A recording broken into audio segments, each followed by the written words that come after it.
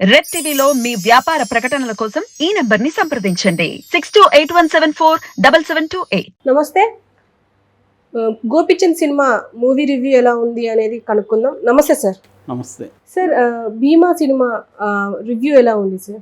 భీమా గోపిచంద్ వరుసగా గోపిచంద్ ఫ్లాప్ అవుతున్నాయి. మనం చూసాము సిటీ మార్ కానీ పక్కా కమర్షియల్ కానీ రామబాణం ఇవన్నీ కూడా గత 3 సినిమాలు ఫ్లాపే. అయినప్పటికి కూడా ఈ సినిమాకి బిజినెస్ అయితే ప్రీ రిలీజ్ థియేట్రికల్ బిజినెస్ అయితే బాగానే జరిగింది. ఒక్క 2 రాష్ట్రాల్లో మాత్రమే 9,50,00,000 ప్రీ రిలీజ్ వ్యాపారం జరిగింది. మొత్తం వరల్డ్ వైడ్ తీసుకున్నప్పుడు 11.5 అంటే 11,30,00,000 వ్యాపారం జరిగిందంటున్నారు. ఇది మంచి వ్యాపారమే అని చెప్పాలి. ఎందుకంటే ఆయన ప్రీ రికార్డ్ చూసుకుంటే గోపిచంద్కి మాత్రం బిజినెస్ చేయడం మంచిదే. బట్ ఇది మీట్ అవ్వాలంటే 12 కోట్ల షేర్ రావాలి. సో ఈ క్రమంలో ఈ సినిమా ఎలా ఉంది అనేది మనం చెప్పుకుందాం. దీంట్లో యాక్టర్స్కి వచ్చేసరికి గోపిచంద్, ప్రియా భవానీ శంకర్, మాలవిక శర్మ, వెన్నెల కిషోర్, నరేష్, నాజర్, నిహారిక కొనిదల ఇలాగ మంచి కాస్టింగే ఉంది. ఇక డైరెక్టర్ ఇతను హర్ష, ఇతని పేరు బేసిక్గా కొరియోగ్రఫరు, కన్నడ అతను. చాలా కొరియోగ్రఫీ తెలుగు సినిమాలు కూడా కొన్నిటికి కొరియోగ్రఫీ చేశాడు. ముఖ్యంగా దీని ప్రొడ్యూసర్ కేకే రాధామోహన్ సినిమాలకి ఆయన గతంలో కొరియోగ్రఫీ చేశాడు. అక్కడ కన్నడలో మంచి మాస్ హిట్లు ఇచ్చాడు. ముఖ్యంగా శివరాజ్ కుమార్ బజరంగి 2 ఈ సినిమాలకంతా ఇతనే డైరెక్టరు. చాలా మాస్ సినిమాలు అక్కడ డైరెక్ట్ చేశాడు. దాదాపు ఒక డజన్ సినిమాల పైనే అక్కడ చేశాడు. మంచి రికార్డు ఉంది తనకి, బాగా మాస్ సినిమాలు చేయడం. కాకపోతే కన్నడ మాస్ సినిమాలు వేరు, తెలుగు మాస్ సినిమాలు వేరు. కన్నడ మాస్ సినిమాల్లో తెలుగు వాళ్ళు చూడడం కొద్దిగా కష్టం మనకి, అంత మాస్గా ఉంటాయి. తెలుగు మాస్లో కూడా ఒక క్లాస్ని మిక్స్ చేయడం అనేది మనకి ఎప్పటి నుంచో చిరంజీవి సినిమాల నుంచి అలవాటైంది. సో మరి ఈ క్రమంలో ఇతను ఈ డైరెక్టర్ ఏం చేస్తాడనేది చూడాలి. అట్లాగే రవి బస్రూర్ కేజీఎఫ్, సలారు వీటికి మ్యూజిక్ డైరెక్టర్ తను చేశాడు. తను ఒక స్టార్ అట్రాక్షన్ ఈ సినిమాకి. ఇక ఈ సినిమా కథకి విషయానికి వస్తే వాయిస్ ఓవర్తో స్టార్ట్ అవుతుంది సినిమా. అదేంటంటే శ్రీ మహావిష్ణువు 6వ అవతారం పరశురాముడు సముద్రాన్ని ఆపేస్తాడు అన్నమాట. సముద్రాన్ని వెనక్కి నెట్టేస్తాడు గొడ్డలతో. ఆ నెట్టేసిన ఆ ప్రాంతము పరశురామ క్షేత్రం అని ఏర్పడింది. యాక్చువల్గా ఈ పరశురామ క్షేత్రం అనేది ఎక్కడ ఉందంటే బెంగళూరు బాదామి మధ్యలో పరశురామ క్షేత్రం అనేది ఉందన్నమాట. దాన్ని తీసుకున్నారు వీళ్ళు. దాన్ని వీళ్ళు ఒక ఫాంటసీ లాగా క్రియేట్ చేసి ఆ పరశురామ క్షేత్రంలో జరిగే కథే ఇది బేసిక్గా. ఆ పరశురామ క్షేత్రం ఇప్పుడు ఎలా ఉంటుందంటే బేసిక్గా పరశురామ క్షేత్రంలో శివుడు ఆ మెయిన్ దైవం. బట్ అక్కడ అంతా కూడా నెగిటివ్ క్యారెక్టర్లో డామినేట్ చేస్తుంటారు. అనేక రకాల విలన్స్ అక్కడ డామినేట్ చేసి ప్రజల్ని, ముఖ్యంగా మహిళల్ని నానా ఇబ్బందులు పెడుతుంటారు. అప్పుడు శివుడే ఒక రాక్షసుడు లాంటి ఒక క్యారెక్టర్ని అక్కడికి తీసుకొస్తాడు. ఆ క్యారెక్టరే మన గోపిచంద్ పోలీస్ ఆఫీసర్. సో ఈ గోపిచంద్ పోలీస్ ఆఫీసర్గా వెళ్ళి, అంటే ఇతను అక్కడ ఉన్న రాక్షసులకు అందరికంటే కూడా రాక్షసుడు లాంటి వాడు. సో ఇతను వెళ్ళి అక్కడ వాళ్ళందరినీ ఎట్లా ఎదుర్కొన్నాడు, దానివల్ల ఇతనికి వచ్చిన ప్రాబ్లమ్స్ ఏంటి, మధ్యలో ఇతను లవ్ ట్రాక్ ఏంటి, ఇవన్నీ సినిమాలో మనకు ఓపెన్ అవుతాయి. బేసిక్ ప్లాట్ అయితే ఇది ఒక పరశురామ క్షేత్రం అనే ఒక బ్రహ్మాండమైన క్షేత్రంలో ఒక విలన్స్ వచ్చినప్పుడు శివుడిలాగా శివుడే ఇతని రూపంలో ఎలా వచ్చాడు అనేది బేసిక్ థీమ్. అంటే ఇది ఒక రకంగా మన పురాణాల్లో కూడా మనకి అనేక సార్లు అవతారాలు ఎందుకు వచ్చారు, దుష్టుల్ని శిక్షించడం కోసం. మామూలుగా హాలీవుడ్ యాక్షన్ సినిమాల్లో ఒక థీమ్ ఎలా ఉంటుందంటే హీరో పని ఏంటంటే విలన్ని ఆపడమే హీరో పని, ఇంక వేరే పని ఉండదు హీరోకి. హాలీవుడ్ సినిమాల్లో, యాక్షన్ సినిమాల్లో అంతా ఇదే ప్యాటర్న్ ఉంటుంది అనమాట. ఒక భయంకరమైన విలన్ ఉంటాడు, వాడిని ఆపకపోతే ప్రపంచం నాశనం అయిపోవడమా, దేశం నాశనం అయిపోవడమా, లేకపోతే ఒక బిల్డింగ్ నాశనం, ఏదో ఒకటి ఆ థీమ్ ఉంటుంది. దానికి ఒక టైం బౌండ్ ఉంటుంది, ఈ లోపల అతను ఆపాలి.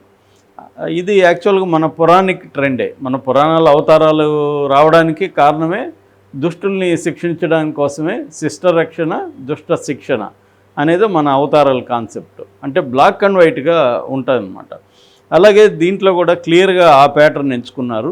సో అక్కడ ఉన్న దుష్టుల్ని శిక్షించడానికి శివుడే ఈ రూపంలో వచ్చాడు. అందుకని మనకు చూస్తే ఎంట్రీని గోపిచంద్ ఎంట్రీని ఎద్దు మీద ఎంట్రీ అనమాట. ఎద్దు మీద ఎంట్రీ, ఒక ఫైటు అలా ఉంటుంది. మామూలుగానే మన యాక్షన్ సినిమాలో ప్యాటర్న్ ఏంటంటే హీరో ఇంట్రడక్షన్ అనేది వెరీ ఇంపార్టెంట్ మన వాళ్ళకి. ఒక బ్యాంగ్ ఇచ్చి హీరోని ఇంట్రడ్యూస్ చేయడం అనేది చేస్తారు. ఒక బ్యాంగ్ ఇచ్చేస్తారు, తర్వాత కథని స్లో చేస్తారు. ఒక లవ్, ఒక ఇంకేదో సరదా సన్నివేశాలు అలా నడుస్తూ ఉంటుంది. ఇంటర్వెల్ ముందు మాత్రం కథ ఓపెన్ అవుతుంది. ఇంటర్వెల్ బ్యాంగ్ ఇచ్చి మళ్ళీ సెకండ్ హాఫ్లో కథ నడుపుతారు. This is the general action formula. But Gopichand మంచి యాక్చువల్గా యాక్షన్ హీరో, కానీ అతనికి సరైన ఇవి పడలే. యాక్షనే కాకుండా గోపిచంద్లో ఉండే ఇంకొక ఎలిమెంట్ ఏంటంటే ఫ్యామిలీ హీరోగా కూడా అతను చేయగలడు. చిన్న కామెడీ టింట్ అతనిలో ఉంటుంది, అది చేయగలడు.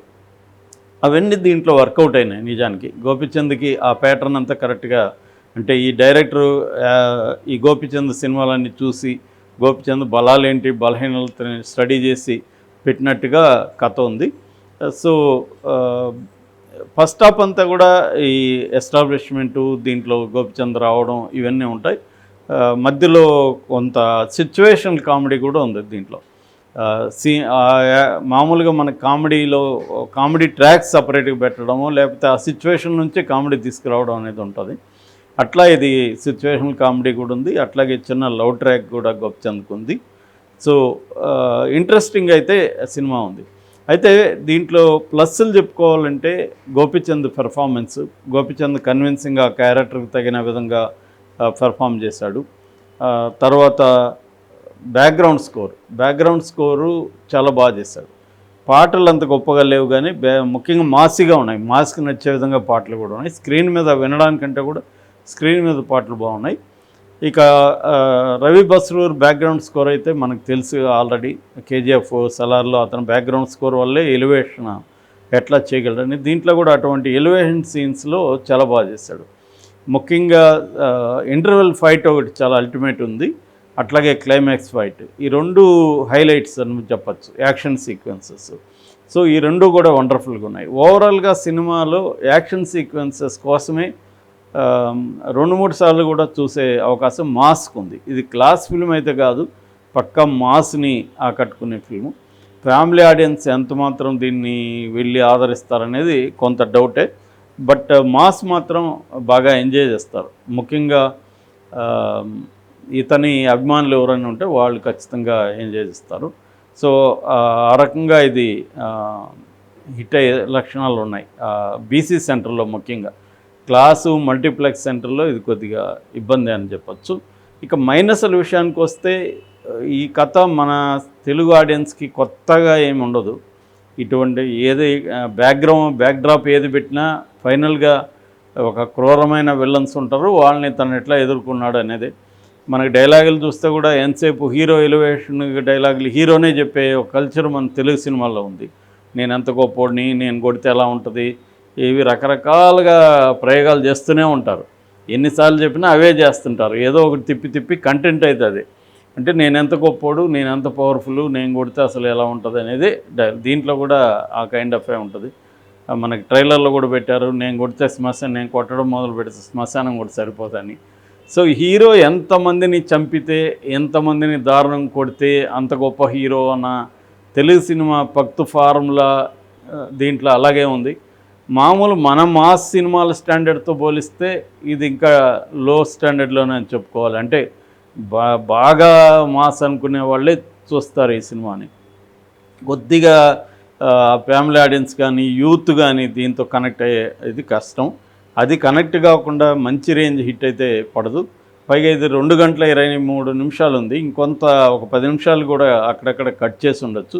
అయితే ఆ పరశురామ క్షేత్రం కానీ, విజువల్స్ కానీ, ఆ ఫాంటసీ ఎలిమెంట్స్ కానీ అవన్నీ బాగా తీసుకొచ్చారు. సీజీ వర్క్ కూడా కొన్ని చోట్ల అయితే బాగానే ఉంది, అక్కడక్కడ కొంత మనకి అంత పర్ఫెక్ట్గా లేదు. కానీ రాధామోహన్ గారు అయితే దీనికి మంచి బడ్జెటే ఇచ్చారు.